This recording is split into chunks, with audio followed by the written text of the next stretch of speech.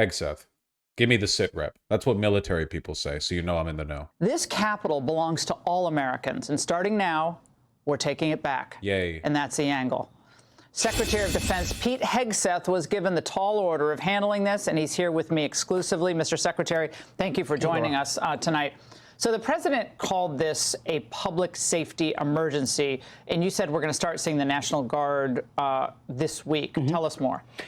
This week and in coming weeks, and we're going to work right alongside our law enforcement partners. Does anyone else think it might have been a bad idea for the founding fathers to say in the Constitution that the president has limits on his powers, but unless the president says there's an emergency, in which case there are no limits and he can do literally anything he wants? Force multipliers.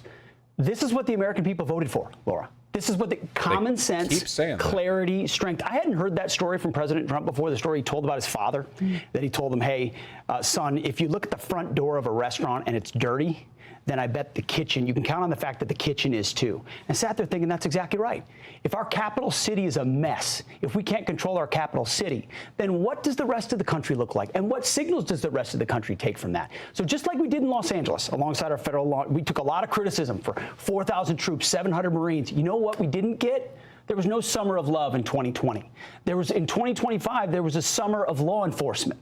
And we quelled the protests of the attacks on ICE officers. We're going to help get D.C. under control by working with... Is that the narrative of what happened in Los Angeles? They deployed the National Guard to one city, and nothing happened, and the National Guard did nothing?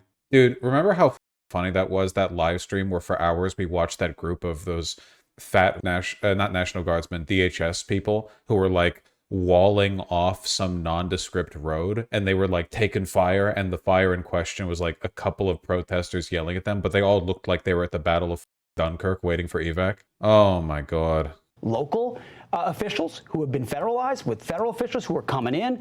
The D.C. Guard's proud to be a part of it. Other states will contribute this week going into the weeks to come. Whatever's needed, the DOD will provide to make sure this is a safe city for those who live here, for those that work here, and the Americans who want to come visit here and love our capital city.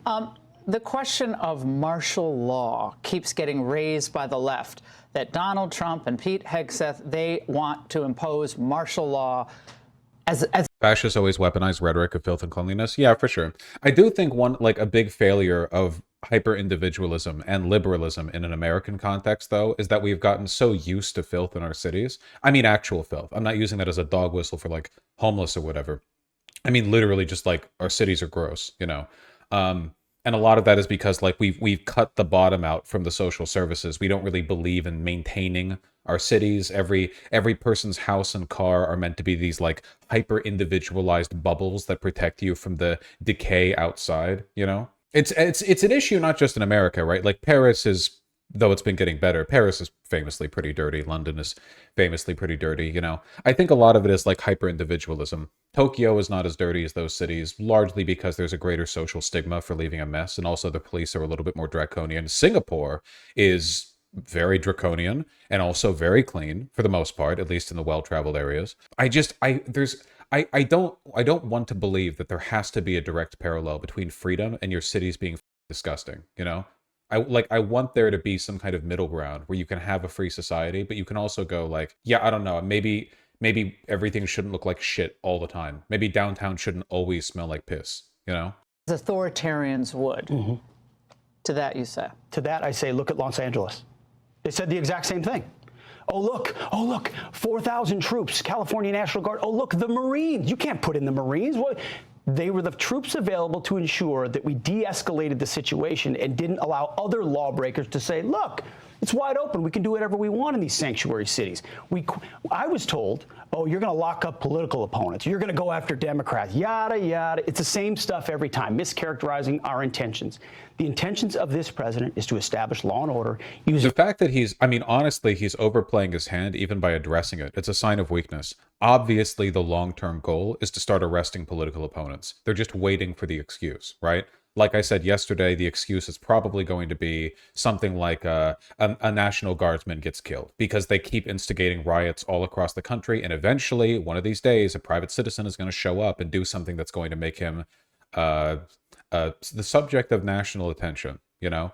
And after that, you're going to start getting like, well, actually, Democrats enabled this killing by protesting against the National Guard occupation. When the Democrats said that this is fascism, that was them giving credence to protesters engaging in stochastic terrorism. So actually, they're the terrorists, et cetera, you know. And the fact that Hegseth is like directly denying this is essentially him acknowledging that this is on their mind. Legal and lawful and constitutional means, which he completely has. And you know what? You know why they don't like him? He's got the guts to do it. He's got the guts to say, I'm going to federalize the police that don't work. I'm going to bring in the National Guard. I'm going to bring in federal marshals. I'm going to bring in the park police. How long will that be? Who knows? How long? What is the? Well, it costs money, right? Sure, it does. It costs money, and the question is, are you there for a year? Are you there for 6 months? And when the troops pull out, what happens? I would call this conditions-based. I would say it's a situation where we're here to support law enforcement. And the more we can free them up to do their job, the more effective they can be, the more we can work. I mean, this isn't my realm, but the justice system to make sure people who are arrested are actually locked up. That's why the president's talking about cashless bail in sanctuary cities. If you're illegal here in D.C., that's going to be a problem.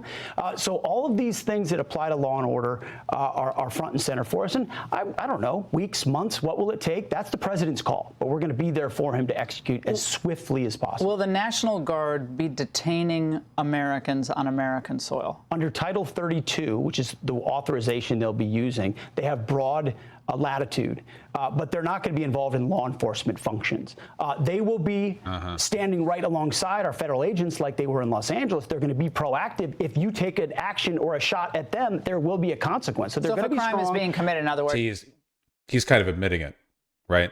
Like the reason they're there is because they can use the justification much more aggressively if somebody takes a shot at a National Guardsman versus a cop. Like, it's taken very seriously when a cop is killed, but it does happen, right? A National Guardsman getting killed on American soil by an American protester would be a much bigger story, and they're aware of that, and that's why they're trying to manufacture a circumstance where that takes place, because then they can go hog wild. Did he have the questions beforehand? Yes, of course. All interviews between Fox News hosts and members of the administration, you can assume that they've been briefed beforehand.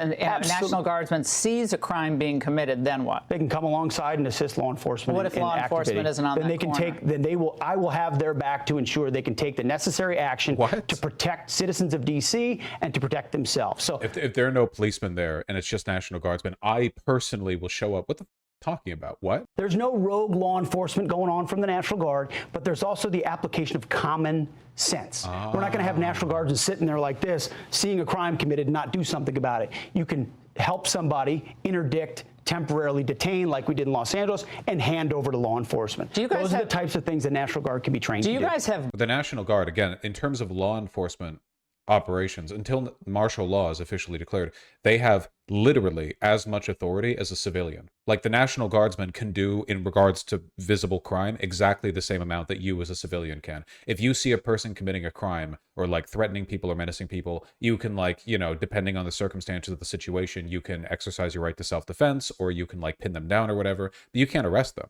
You don't have any legal authority to arrest them, barring some bullshit citizen's arrest, you know, whatever edge case sovereign citizen bullshit people get obsessive over. You know, the until martial law is actually declared, you know, this is what they're limited to.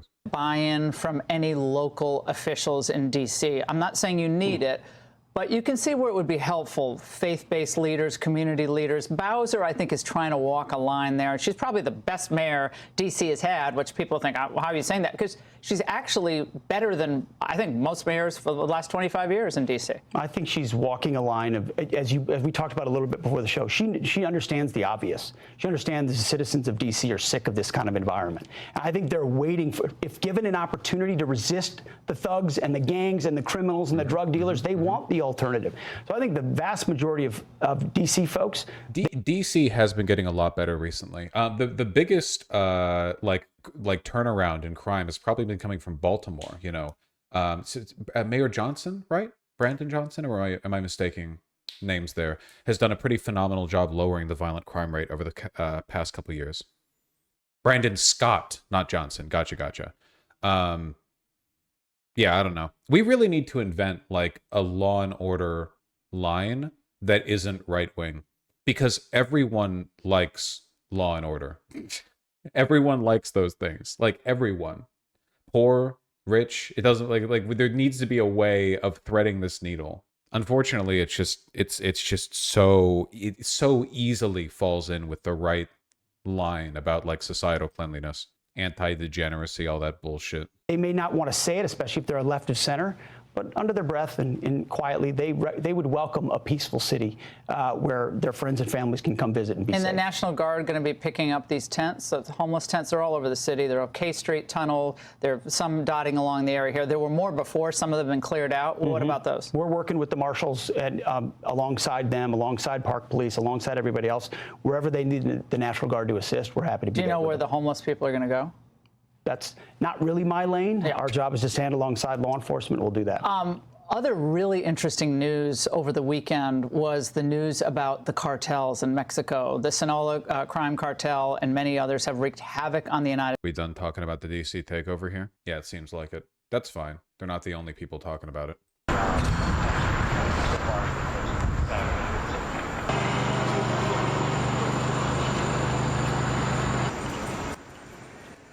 Look, for the National Guardsmen, this is just a vacation day, you know? They just get to walk around with their backpacks. They're fine. They're not doing shit.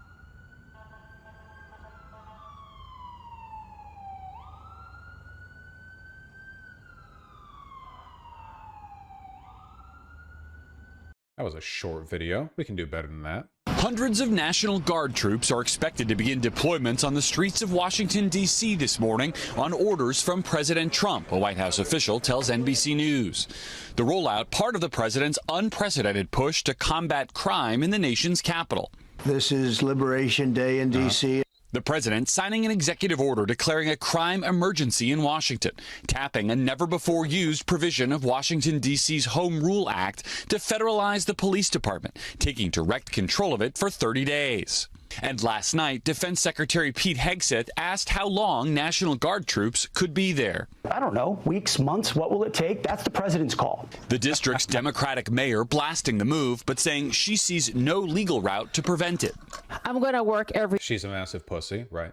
day to make sure it's not a complete disaster. Other Democrats calling it a distraction. Everything's a distraction to them, man. To the National Democrats, unless it's like about the kitchen table issues, by which they mean like their very specific means-tested bullshit that literally no one cares about, everything's a distraction. Epstein, that's a distraction. War with Mexico, that's a distraction. Sending troops to take over the nation's capital and federalize the police force, that's a distraction. To me, like an emergency which is manufactured because of a public relations crisis relating to the Epstein file. President Trump. Oh, but I thought the Epstein files themselves were a distraction.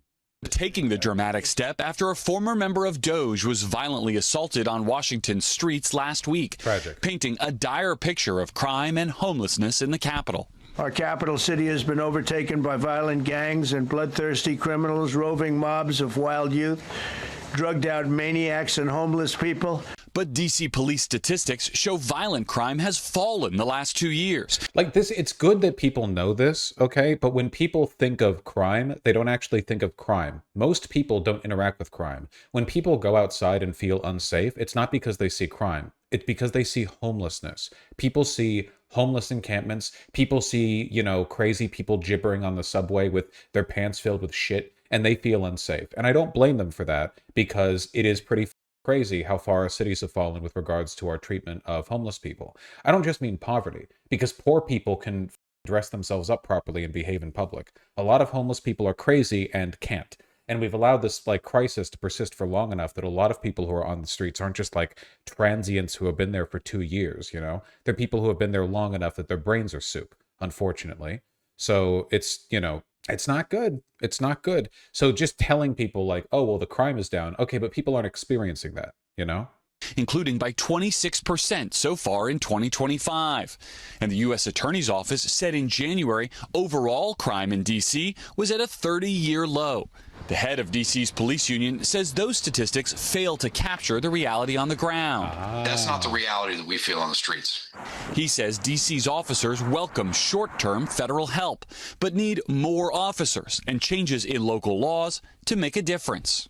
Can you fundamentally fix the crime problem in D.C. in a month?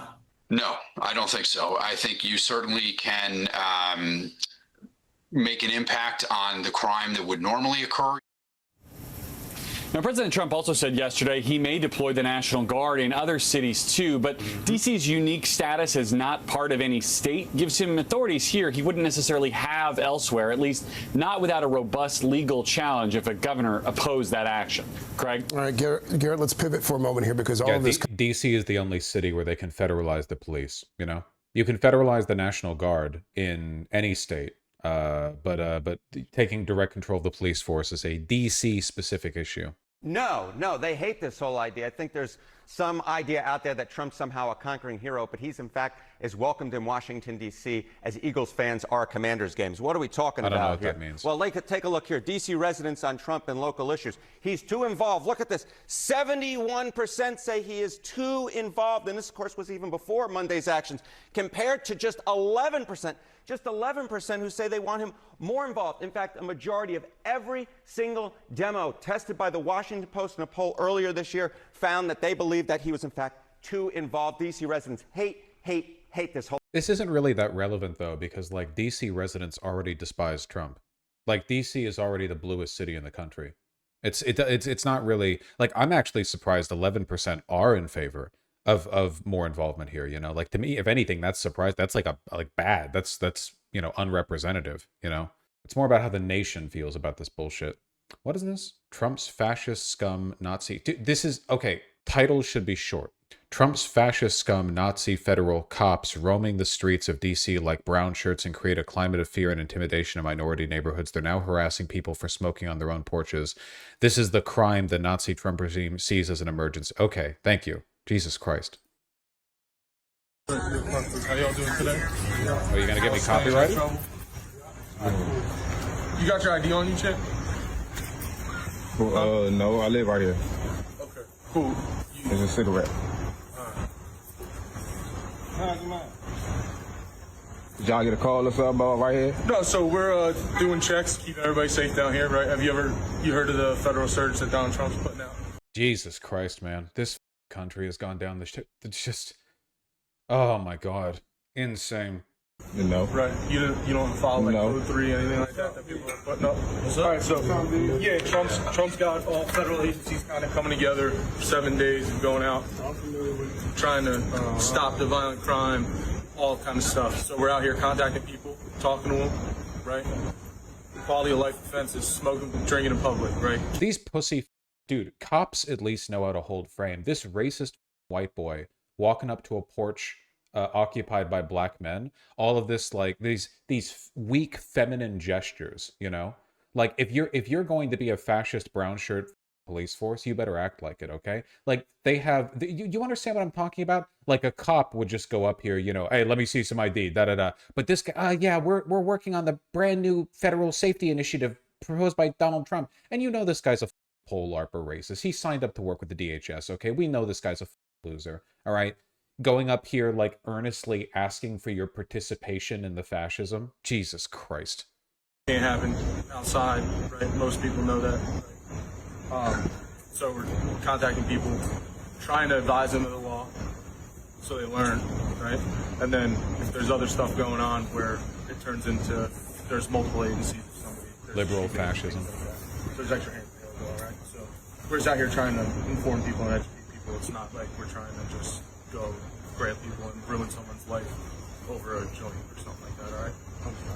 I only asked because when you walked up, at the moment you walked up, you only had eggs. Yeah, well, it smelled like the odor of marijuana, burnt marijuana in the air, right? And you're the only guy that had something lit in your hand, and I didn't flashlight you, so I didn't realize it was just a cigarette. So that's on me. I appreciate you understanding and not getting chippy. All right, so just know, right? Learn, teach, tell your boys, like, yo, everybody's out.